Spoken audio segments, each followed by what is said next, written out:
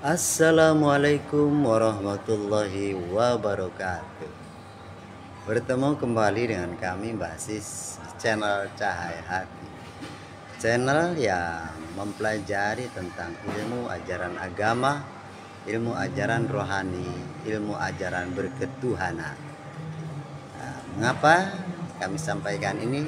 Karena dunia ini beserta isinya termasuk kita sebagai manusia adalah ciptaan Tuhan yang Maha Esa, Allah Subhanahu wa Ta'ala. Salam rahayu, salam damai, salam sejahtera, salam kebajikan, dan salam persaudaraan untuk seluruh umat manusia sedunia, khususnya pemirsa di seluruh Nusantara. Dalam kesempatan kali ini kami coba menyampaikan pemahaman dan ilmu yang berkenaan dengan dua unsur ilmu, yaitu ilmu yang berkenaan dengan dunia yang wujud, yang dapat diilmiahkan, dan ilmu tentang ruhani atau ilmu akhirat yang berkenaan tentang rahasia daripada unsur Tuhan yang Maha Esa atau unsur Allah Subhanahu wa Ta'ala sebagai sang pencipta. Baik saudara-saudaraku, pemirsa di seluruh Nusantara, kita secara tidak langsung harus sadar memahami akan ilmu, dan kesadaran itulah penting bagi kita selaku umat manusia. Sadar di sini ada dua dimensi yang membedakan. Sadar secara akaliah itu sadar dunia tentang wujud yang jasad atau yang berkenaan dengan unsur yang mewujud. Itulah unsur ilmu yang ditangkap oleh gelombang akal. Kemudian ada unsur yang asli, yaitu unsur rohani. Gelombang rohani adalah gelombang Tuhan sendiri. Seperti itu, unsurnya Tuhan sendiri, unsurnya Allah Subhanahu wa Ta'ala. Nah, di sini harus kita sadari dan di sini harus kita pahami, maka pentingnya menyadari akan hal tersebut. Dan ilmu itu adalah ilmu kesadaran tinggi, ilmu yang tinggi seperti itu. Nah, di dalam dunia ini, ya kita kenal dengan ilmu agama. Nah, ilmu agama yang hakikatnya datangnya dari sang pemilik agama, itulah unsur ilmu yang asli, ilmu yang mutlak, ilmu yang kodim, yang datang dari sang maha mutlak dan maha kodim, yaitu tidak bisa ditafsirkan dengan akaliah tentang dunia. Itu harus dengan unsurnya dia sendiri yang memahamkan. Nah, agama syariat adalah agama dunia, agama yang dihubungkan, yang dikelola, yang dipahamkan oleh akaliah manusia.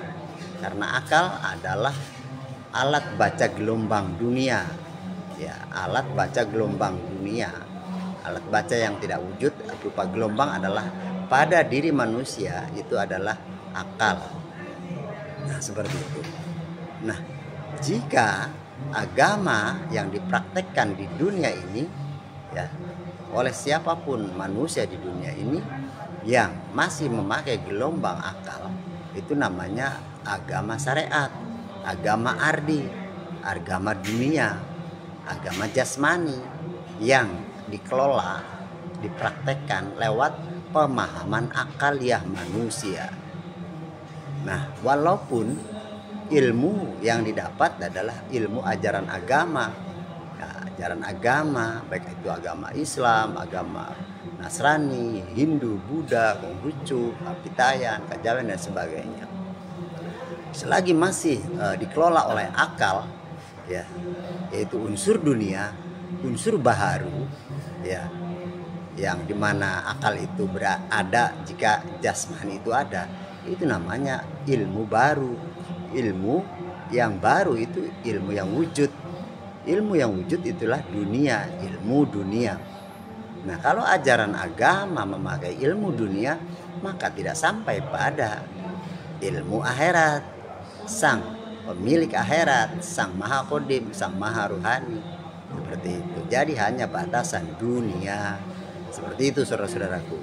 Itulah agama syariat, agama ardi, agama dunia, karena dipraktekkan, dikerjakan lewat pemahaman akal, lewat bacaan, lewat cerita, ya bacaan-bacaan apapun, buku-buku, kitab-kitab, ya kitab suci Al-Quran, ya yang sebatas bacaan yang wujud, karena ditangkap oleh akaliah. Sedangkan yang asli, yang mutlak, yang kodim, yang berasal dari sang maha kodim, yang maha mutlak, yang kalamnya kodim, itu adalah unsur rohani. Nah, agama yang benar, agama yang hakikat, agama yang inti, agama yang mutlak, agama yang kodim adalah agama rohani yang disebut agama samawi. Itu agama akhirat, ya, yang dipraktekkan oleh unsur rohani. Alat bacanya ruhani, alamnya akhirat, mewujud ke dunia karena hidup di dunia dibungkus oleh jasmani. Nah, untuk mengerjakan ilmu ajaran agama Tuhan, agama Allah yang datang dari sisi Allah, harus pakai unsur rohani, unsurnya Tuhan. Seperti itu, ya. Alamnya alam akhirat, unsurnya rohani. Alat bacanya ruhani. Seperti itu. Itulah agama samawi. Nah, agama syariat itu Tuhannya angan-angan, ya, menghayal, tidak kenal Tuhan. Rasulnya angan-angan pula, tidak kenal Tuhan pula, karena tidak bertemu. Harus bertemu kalau di dunia, bertemu dengan Tuhan, ya, tapi bukan Allah, ya. Tuhan itu adalah utusan Allah, guru rohani yang mustahil. Ya, dialah ulil amri minkum, dialah waliya mursida, seperti dialah sebagai pewaris para nabi-nabi. Seperti itu. Nah, itulah yang disebut agama samawi. Jika memakai ajaran samawi, agama samawi, yaitu lewat unsur rohani yang praktek di dunia. Seperti itu. Alam akhirat yang mewujud ke dunia. Seperti itu. Itu ajaran agama samawi. Itu ajaran agama samawi, dia kenal Tuhannya, dia tahu Tuhannya, dia kenal Rasulnya, dia kenal Rasulnya dan bertemu. Seperti itu. Kenal dan tahu, bertemu, itulah dunia. Kalau yang gaib, yang rahasia, tidak mungkin. Pahami sifatnya mewujud. Sifat Tuhan itu wujud, ya, tapi yang wujud bukan Allah. Siapa? Utusannya yang mewujud. Apa sih utusannya? Unsur rahasia kebesaran persifatannya yang mewujud, menempati wadah wujud, dibungkus wadah wujud. Jasmani, jasmani dikuasai oleh rohani. Unsur yang gaib itu menguasai unsur yang wujud. Hakikatnya seperti itu. Maka pahami ya saudara-saudaraku, seluruh umat manusia sedunia, khususnya umat muslim. Agama yang hanya syariat saja, bahasa dari Mbah Gus Dur, syariat bloko, itu adalah agama ardi, agama jasmani, agama dunia, tidak kenal Tuhannya, tidak tahu Tuhannya, tidak kenal Rasulnya, tidak kenal utusannya, tidak bertemu. Kalau tidak bertemu ya tidak sampai. Apapun yang dipraktekkan lewat jasmani itu hanya sebatas akaliah. Ya, itulah agama ardi, itulah agama syariat. Ya, yang mengajarkan mempelajari tentang fikih saja. Fikih itu dunia, jasmani, wujud. Ya. Itu barang baru. Yang harus dipelajari dan praktekkan adalah yang asli, yang lama, yang terdahulu, yang kidam atau yang kodim. Ya, mana itu? Ruhani, unsur rohani. Unsur rohani. Agama itu unsur rohani. Agama samawi itu agama yang dibawa oleh unsur rohani. Unsurnya Tuhan. Yang boleh dibawa oleh utusannya, seperti itu. Paham ya seluruh umat manusia sedunia. Agama syariat, ya, yang sangat banyak dibicarakan. Ya, ya, syariat, betul. Iya, itu betul. Di dunia itu syariat wujud namanya. Harus memakai wujud. Tetap memakai wujud. Wujud ini sebagai alat, ya. Alat bersemayamnya rohani, alat sebagai mewujudkannya unsur rohani. Seperti itu. Nah, tapi pahami, ya, yang wujud ini hakikatnya adalah dari yang unsur yang tidak wujud. Jadi seperti maka harus kita cari unsur yang tidak wujud, ilmu rohani itu dari guru rohani. Seperti itu saudara-saudaraku. Ya. Di dunia ini kebanyakan mayoritas agamanya agama syariat, agama ardi. Lewatnya pemahaman, prakteknya lewat akaliyah saja. Akaliyah adalah gelombang dunia, alat baca dunia, sebatas dunia, tidak tembus akhirat, tidak sampai akhirat, apalagi sang maha akhirat, tidak sampai Tuhan dan tidak kenal Tuhan karena tidak memakai unsur rohani. Itu saudara-saudaraku, ya. Jadi perbuatannya memang terlihat baik, nyata di dunia, tidak sampai ke akhirat, apalagi ke akhirat berarti tidak sampai pada Tuhan, sia-sia. Padahal tujuannya untuk sampai pada Tuhan, tapi nyatanya tidak sampai. Itulah yang disebut pekerjaan, perbuatan sia-sia. Pahami itu. Al-Quran telah memberi petunjuk, menjelas dan pembeda. Pakailah Al-Quran. Kenapa dibaca ya, kemudian ditafsirkan tapi tidak sampai? Karena bukan pakai itu, bukan pakai akal, tapi pakai ruh, ya, pakai unsur ruh, unsur yang kodim, unsur yang rahasia. Nah, agama yang sampai adalah agama samawi yang dipraktekkan lewat unsur rohani, ya, alamnya akhirat yang mewujud ke dunia. Rohani itu mewujud pada jasmani, akhirat itu mewujud pada dunia linier, dua dimensional yang berhubungan, ya. Jadi alam dimensional yang terhubung linier, seperti itu, satu kesatuan walaupun beda-beda. Ini penting, sangat penting dan harus. Jika tidak, ya sia-sia hidup kita di dunia ini. Bullshit bahasa orang-orang keren lah, ya, bullshit sampai Tuhan. Tuhannya hayalita, seolah-olah seakan-akan, ya, agamanya hayalita, kitabnya hayalita, semuanya hayalita, seolah-olah dan seakan-akan. Ini petunjuk saudara-saudaraku, ini penjelas, ini pembeda. Pahami petunjuk, ya. Jika petunjuk turun, ya ikuti petunjuk itu. Pahami petunjuk menunjuk. Di dalam sholat saja ada tanda petunjuk. Jari pada saat tahiyat akhir, tahiyat awal itu menunjuk. Itu membuktikan bahwa ada petunjuk. Apa yang ditunjuk, ikuti yang ditunjuk. Harus sampai pada yang ditunjuk. Percuma ditunjuk dalam sholat, dipraktekkan, tapi nggak tahu akan makna, hakikat, tujuan daripada yang ditunjuk. Jadi seolah-olah seakan-akan itu menghayal. Ya, hati-hati, harus dipahami, disadari dalam-dalam saudara-saudaraku. Jika ini petunjuk, datangnya hakikatnya dari Tuhan, Allah Subhanahu wa Ta'ala.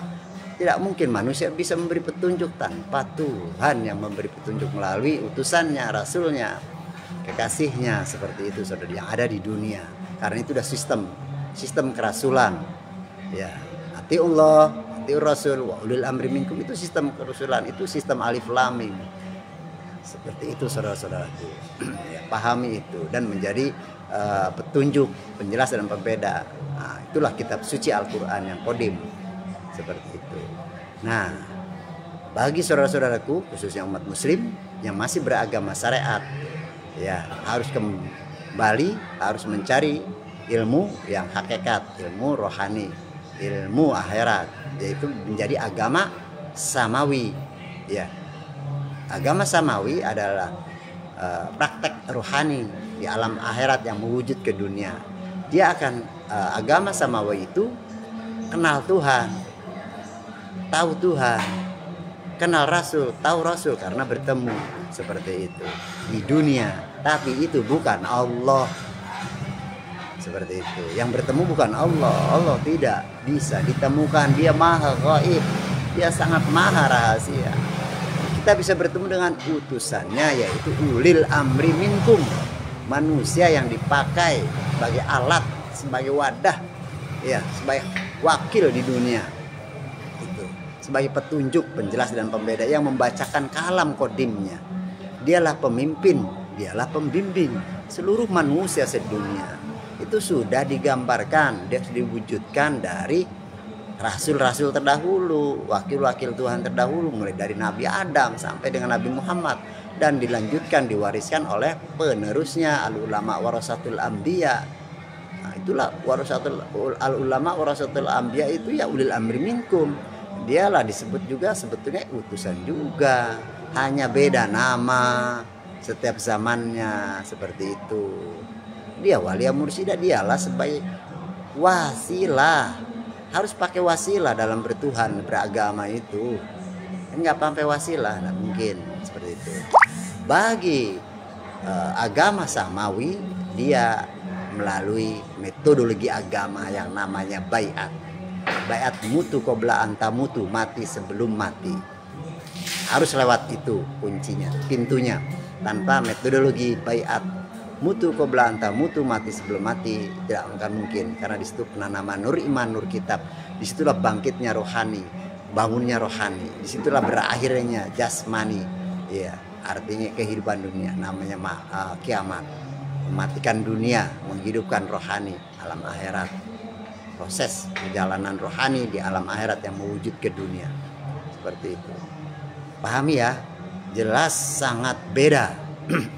Agama arli, agama syariat adalah melalui proses akaliah, barang baru, tidak sampai ke akhirat dan tidak sampai pada sang maha akhirat. Agama samawi prakteknya melalui rohani, alam akhirat yang mewujud ke dunia, itu sampai kepada sang maha akhirat. Karena tahu dan kenal, bertemu, ya, karena bertemu itulah dia mendapat petunjuk jalan. Jalan yang satu, jalan yang lurus. Dia selalu qiyam, berdiri tegak, selalu sholat, ya, tidak pernah meninggalkan sholat. Jika orang-orang syariat atau agama syariat banyak sekali meninggalkan sholat, sholatnya hanya 5 kali dalam atau 5 waktu dalam sehari, ya, zuhur, asar, maghrib, isya dan subuh, ya, yang lainnya tidak sholat. Itu pun tidak terhubung dengan Tuhan, lalai, ya, ancamannya neraka wel. Ya, manusia yang agamanya syariat, dia tidak terhubung dengan Tuhan dengan lewat rasulnya, seperti itu. Dan sholatnya tidak sampai, hanya kelihatannya saja, tapi itu masih tahapan dunia. Tapi manusia-manusia yang memakai ajaran agama ruhani, alam akhirat atau agama samawi, dia terhubung, dia selalu sholat, namanya sholat daim. Seperti itu, dia selalu terhubung, selalu qiyam, selalu tegak lurus, selalu berzikir, selalu mengingat, selalu berhubungan, selalu inna lillahi wa inna ilaihi rajiun. Apanya? Unsur rohaniahnya. Di dunia dia praktek kebaikan, praktek syariat agama, termasuk syariat agama dunia pula, seperti itu. Ini sangat penting buat saudara-saudaraku.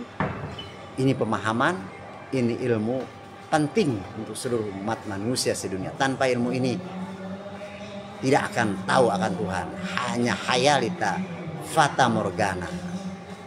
Demikian yang kami sampaikan, saudara-saudaraku. Ini sangat penting, ilmu qadim, ilmu rohani, alam akhirat yang mewujud ke dunia, ya, seperti itu. Ini tentang sekolah tinggi ilmu ketuhanan, Majelis Dzikir Tarekat Naqsabandiyah Khalidiyah Nusantara. Tarekat arwah, tarekat qadim, satu-satunya sekolah yang mengajarkan ilmu rohani yang mutlak, yang bermetodologi metafisika tasawuf eksakta ilmiah. Salam rahayu, salam damai, salam persaudaraan, salam kebajikan, dan salam persaudaraan untuk seluruh umat manusia sedunia. Terima kasih guru. Ini semua ilmu guru, pemahaman guru.